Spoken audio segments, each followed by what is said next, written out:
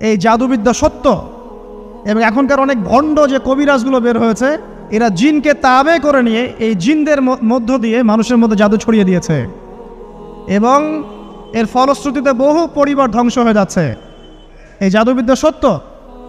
আরও একটা জিনিস সত্য, নবী সাল্লাল্লাহু আলাইহি ওয়াসাল্লাম বলেছেন ইন্না আইনাল হক, চোখের নজর সত্য। নবী করিম সাল্লাল্লাহু আলাইহি ওয়াসাল্লাম বলেছেন চোখের বদনজর সত্য। এই যে আমরা বলি ফেসবুকে এত বেশি ছবি দিয়েন না ভাই, ছবি তুলেন না, ছবি তুলেন না, বারবার যে বলি নিষেধ করি, কারণ কি জানেন? একটাই কারণ, বিকজ চোখ লাগাটা সত্য।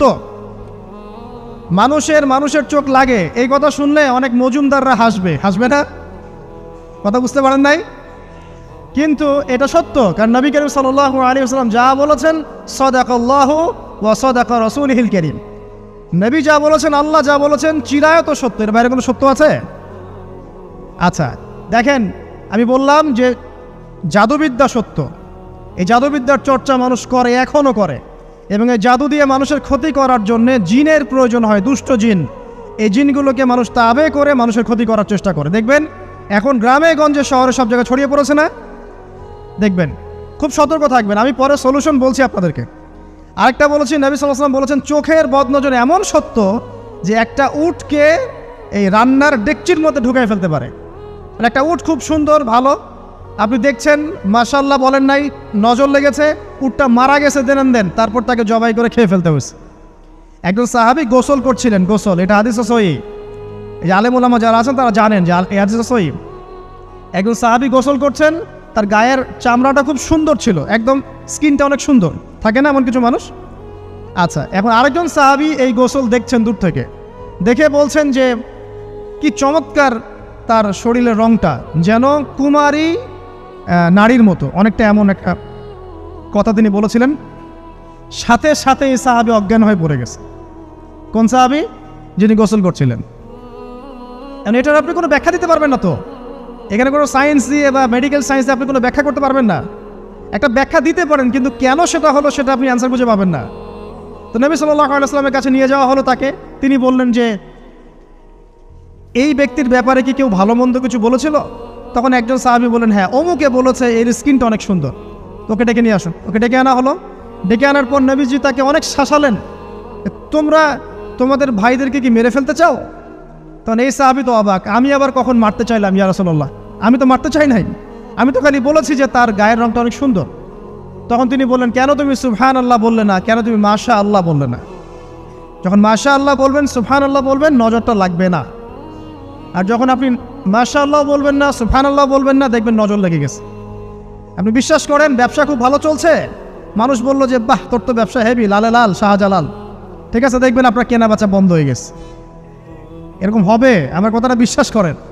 এটা কিন্তু সায়েন্স প্রমাণ করতে পারবে না, আল্লাহ এবং তার রাসূল বলেছেন, তার উপরে কোনো সত্য নেই। আছে সূরা কাহফ 29 নম্বর আয়াত পড়ে দেখেন, আল্লাহ পাক বলছেন ওয়াকুলিল হাক্কু মির রাব্বিকুম, সত্য সেটাই যা তোমার রবের পক্ষ থেকে আসে। ফামান শাআ ফালইউমিন, যার ইচ্ছা হয় বিশ্বাস করুক, ওয়ামান শাআ ফালইয়াকফুর, যার ইচ্ছা হয় সে অস্বীকার করুক। এই কারণে আমরা বলি ফেসবুকে এত বেশি ছবি দেওয়া, এই আই ওয়াশ করা, এই যে শোডাউন করা, হ্যাঁ, ইসলামের কিছু কাজ করলেন একদম মানুষকে না দেখাইতে পারলে ঘুম হচ্ছে না, এগুলো বন্ধ করেন, এগুলো বন্ধ করে দেন আল্লাহর ওয়াস্তে।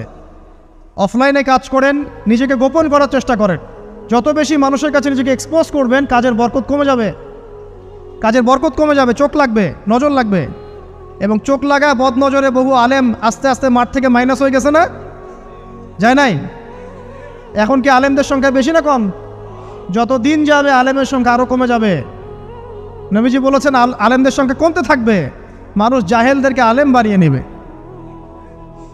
তো প্রিয় ভাইরা, জাদুবিদ্যা সত্য, চোখের বদনজর সত্য, রাতের এই অনিষ্টগুলো সত্য, রাতের বেলা অনেক ক্ষতি আছে।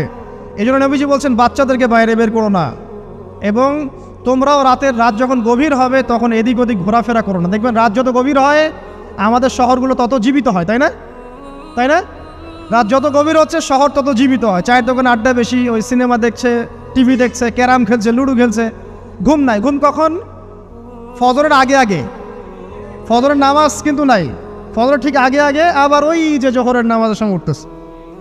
এখন আমাকে বলেন এরকম জেনারেশনকে দিয়ে কি আসলে ইসলামের কোনো খেদমত হবে? আচ্ছা, নবীজি রাতের বেলা আর্লি ঘুমাতেন, আল্লাহ পাক আমাদের সবাইকে তাড়াতাড়ি ঘুমানোর তৌফিক দান করুন। হ্যাঁ, আপনি ইলম চর্চা করলে রাত জেগে থাকতে পারেন, আপনি যদি জ্ঞান চর্চা করেন রাত জাগতে পারেন, আপনি কোনো গবেষণা করছেন, নামাজ পড়ছেন বা কোরআন হেফজ করছেন, আপনি রাতের আর্লি উঠবেন, এটা আলাদা বিষয়। কিন্তু কমনভাবে আমাদের এই যে ফেসবুক, ইউটিউবিং ইত্যাদিতে আমরা লিপ্ত থাকি, সারা রাতটা কাটাই আড্ডাবাজি করে, এগুলো বন্ধ করতে হবে। এগুলো বন্ধ না করলে ফিজিক্যালি আমরা মানে সুস্বাস্থ্যের অধিকারী হতে পারবো না। সারা দিনটা আমাদের একটা কি বলবো অলসতার ভাবে যাবে এবং দিনের বেলা কাজগুলো ব্যাহত হবে। এতে করে আমাদের উম্মার এই পুরো বড় যে তরুণ প্রজন্ম আছে এদেরকে আপনি সম্পদে পরিণত করতে পারবেন না। তাই এই সিস্টেমটা চেঞ্জ করা দরকার। নবীজি রাতের বেলা এই সূরা বাকারার শেষে 3টা আয়াত তেলাওয়াত করতেন, আমরা করবো ইনশাআল্লাহ। আরেকটা আমল বলে দেই, নবী করিম সাল্লাল্লাহু আলাইহি ওয়াসাল্লাম রাতের বেলা সূরা মুলক তেলাওয়াত করতেন। কোন সূরা এটা? কোন সূরা? তাবারাকাল্লাযী বিয়াদিহিল মুলক। কয়টা আয়াত আছে? 30টা আয়াত আছে। নবীজি বলেছেন সাল্লাল্লাহু আলাইহি ওয়াসাল্লাম যে এই সূরা আপনাকে কবরের আযাব থেকে বাঁচাবে ইনশাআল্লাহ। কবরের আযাব থেকে তো ভাই বাঁচা খুব সহজ নাকি? আমাদের মধ্যে এমন কেউ নাই, শোনেন, আমাদের মধ্যে এমন কেউ নাই আলেম জালেম মুফতি মুহাদ্দিস রাজনৈতিক নেতা পলিটিশিয়ান বিরোধী দল জাতি তারপরে যে সরকার দল যে আছে না কেন কবরের শাস্তি ফেস করবে না এমন একটা মানুষও নাই, কেউ নাই পৃথিবীতে। এই যে আপনি দেখছেন ওই যে কি ইসরায়েলের প্রধানমন্ত্রী, ওই রাশিয়ার প্রধানমন্ত্রী, ওই চায়নার সভ্যতা, পশ্চিমা সভ্যতা, এমন কেউ নাই পৃথিবীতে এখন যাকে কবরের শাস্তি ভোগ করতে হবে না। আছে? সবচেয়ে লঘু শাস্তি মানে লঘু চাপ, এটা বলতে গেলে আসলে আমি ভাষা হারায় ফেলি। তারপরে বলছি আল্লাহ পাক আমাদের সবাইকে হেফাজত করুন, আমিন। একজন সাহাবীর নাম সাদ বিন মুয়াজ। কি নাম? নবী করিম সাল্লাল্লাহু আলাইহি ওয়াসাল্লামের সাথে একদম ডান হাত হয়ে যুদ্ধ করেছেন দীর্ঘদিন। বদর তিনি বীর সেনা, উহুদের বীর সেনা, ঠিক আছে। খন্দকের যুদ্ধেও বীর বিক্রমে যুদ্ধ করেছেন। তিনি আনসার সাহাবী, একদম মদিনার নেতা সাহাবী। সব সাহাবী কিন্তু একরকম নন, কেউ ছিলেন নেতৃস্থানীয় সাহাবী, তিনি ছিলেন একজন নেতৃস্থানীয় সাহাবী, ঠিক আছে। সাদ বিন মুয়াজ নবী করিম সাল্লাল্লাহু আলাইহি ওয়াসাল্লাম এত ভালোবাসতেন তাকে, এত ভালোবাসতেন যে তাকে নিজের মনে করতেন যে সাদ বিন মুয়াজ আনসাররা আমার নিজের। চারটাখানি কথা। এই সাহাবীর খন্দকের যুদ্ধে এই যে হাতের এই দিকে সম্ভবত হাতের এই রগের মধ্যে একটা তীর এসে লাগে এখানে, এবং তীরটা তিনি বের করতে গিয়ে রক্তটা ছিঁড়ে যায়। এরপর ফিনকি দিয়ে রক্ত বের হওয়া শুরু হয়। চিকিৎসা করে করে রক্ত বন্ধ করা যায় নাই, এবং এই রক্তের প্রবাহিত রক্তেই আল্লাহর ইচ্ছায় তিনি শাহাদাত বরণ করেন, তিনি ইন্তেকাল করেন। নবী করিম সাল্লাল্লাহু আলাইহি ওয়াসাল্লাম প্রচণ্ড ব্যথিত হন, মানে মনটা তার খুব নরম হয়ে যায় সাদ বিন মুয়াজ রাদিয়াল্লাহু আনহুর জন্য। তো এই সাহাবীর যখন জানাজার নামাজ পড়ানো হচ্ছে, নবীজি বলছেন 70,000 ফেরেশতা তার নামাজে অংশ নিয়েছে। আর এই সাহাবীকে যখন কবরে শোয়ানো হয়েছে, নবী করিম সাল্লাল্লাহু আলাইহি ওয়াসাল্লাম পরে জানিয়েছেন কবরের যে মৃদু চাপ, সাদ বিন মুয়াজ রাদিয়াল্লাহু আনহুর কবরেও সেই মৃদু চাপ দেওয়া হয়েছে। আমি কি বুঝাতে পারলাম ভাই? আমাদের কোনো দাম আছে এখনকার পলিটিশিয়ানদের কোনো দাম আছে? এখনকার সমাজ নেতার কোনো দাম আছে? এখনকার সুদখোরদের কোনো দাম আছে? এই ঘুষখোর দুর্নীতিবাজদের কোনো দাম আছে? আমরা যারা কাঠমোল্লা হয়ে আছি আমাদের কোনো দাম আছে? সাদ বিন মুয়াজ রাদিয়াল্লাহু আনহু যদি কবরের শাস্তি তাকে না ছাড়ে, প্রশ্ন উত্তর পর্ব তাকে না ছাড়ে, আমরা পার পাবো? নবী করিম সাল্লাল্লাহু আলাইহি ওয়াসাল্লাম বলছেন সূরা মুলক তেলাওয়াত করো রাতের বেলা, ইনশাআল্লাহ সূরা মুলকের তেলাওয়াত কবরের আযাব থেকে তোমাকে বাঁচান। আর আমাদের তো ভাই কবরে সবাই সাথে যাবে না, গার্লফ্রেন্ড যাবে না, বাপ মা ভাই বোন সবাই যাবে না। একজন ব্যক্তি সুদ খাচ্ছে, জিজ্ঞাসা করে দেখেন কেন খায়, বলবে তার সন্তানের জন্য খায়, তার বউয়ের জন্য খায়, তার মা বাবাকে দেখতে হবে তাই খায়, তাই না? একজন ব্যক্তি ঘুষ খায়, বলবে আমার পরিবারের জন্য খাই। একজন দুর্নীতি করছে, পুকুর চুরি করছে, বলবে দুর্নীতি করছে আমার পরিবারের জন্য খাই, পরিবার ভালো থাকবে। সবার একই এক্সকিউজ যে পরিবার যেন ভালো থাকে, আমার সন্তানরা যেন ভালো থাকে, আগামী প্রজন্মের জন্য কিছু রেখে যেতে পারি, তাই না? এরকম একটা মানুষও কি আপনার সাথে কবরে যাবে? আরে এই বোকা মানুষ কেন বোঝে না যে আপনার কবরে আপনাকেই যেতে হবে? তাহলে আপনি কি কারণে অন্যের কারণে নিজের পরকাল নষ্ট করছেন? অন্যের সুখের জন্য আপনি আপনার পরকাল নষ্ট করছেন। সুদ খাচ্ছেন, দিব্যি মায়ের সাথে জেনা করছেন। আপনাদের এলাকায় নাকি সুদের সমস্যা অনেক বেশি।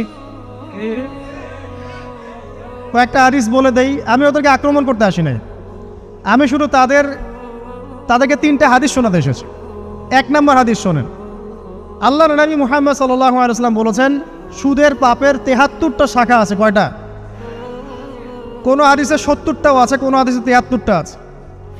বলছেন যে সবচেয়ে নিচের শাখাটা হচ্ছে, সুদের পাপের সবচেয়ে নিচের শাখা হচ্ছে যে যেন কোনো ব্যক্তি তার মাকে রেপ করলো, তার মাকে ধর্ষণ করলো। 1 দিরহাম যে ব্যক্তি সুদ খায়, সহিহ বুখারীতে আরেকটা হাদিস এসেছে, সে যেন 36টা মেয়েকে ধর্ষণ করলো। আর আমি একটা কথা বানায় বলছি না, যদি বিশ্বাস না হয় কওমি মাদ্রাসা আছে, আলেম ওলামা আছে, গিয়ে বুখারী খুলতে বলেন, পড়তে বলেন, খালি একবার পড়তে বলেন, দেখেন যদি না থাকে তাহলে আমাকে এর সাথে থাপ্পড় দিয়ে যায়। যদি না থাকে হাদিস এটা, তাহলে আমার গালে একটা থাপ্পড় দিয়ে যায়। আর যদি থাকে তাহলে আল্লাহর রাস্তায় সুদ খাওয়া ছেড়ে দেন। কোনটা করবেন? চ্যালেঞ্জ করবেন? নবীজি বলেছেন, 1টা দিরহাম যে ব্যক্তি সুদ খায়, দিরহাম মানে কি? রৌপ্য মুদ্রা।